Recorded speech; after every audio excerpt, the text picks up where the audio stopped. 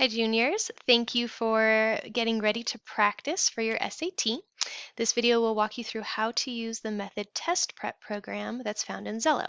So go ahead and log into Xello, and once you are there, you will scroll down on your home page until you come to the Links and Resources section.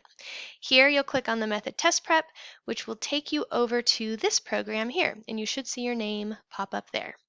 What you'll notice with this is it's got 18 weeks of practice. We are 2 weeks away from the test, so we are not going to do all of this by any means.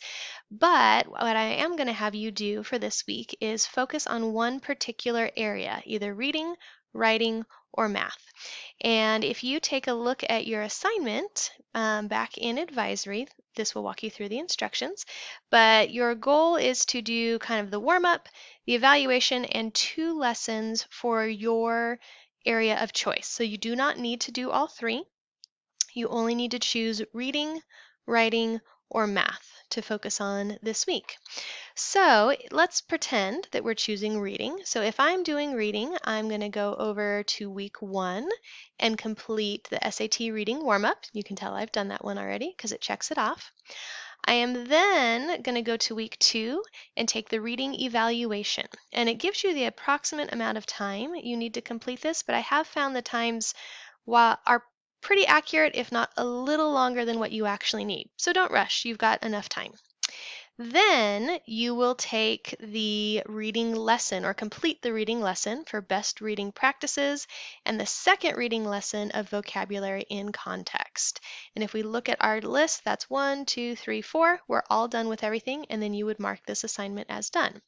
You'll notice you have one other option here though. You could skip these 4 and just complete the reading section from the full-length test in week 17.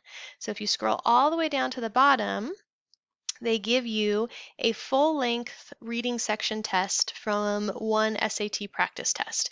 So this is what you would truly encounter on the test, the exact same number of questions, the exact format that you'll see. So if you really want to get a feel for what the test is going to be like, I would say choose to do this instead.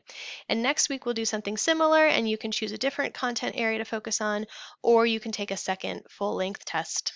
So you have lots of options for this. As you complete each one, you'll notice that it pops up as checked off, as done. That also means it will show up as done on my side, and I can mark you as complete for this assignment. When you are done with this assignment, you will mark it as done, so I know that you're done practicing, and I'm not grading you too early. And I'll enter your participation points in. No matter what, it doesn't matter how well you score on the test, my whole goal for you is to get comfortable and familiar with the layout of the test. So I'm not concerned about scores. I just want to see that you're practicing, and that's why it's participation points.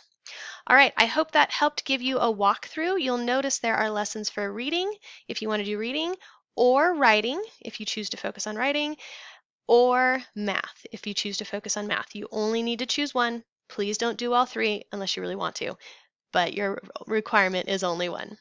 All right, that should take you about an hour for this week, which is still a little less than our typical advisory assignment. So let me know if you have questions, and happy practicing.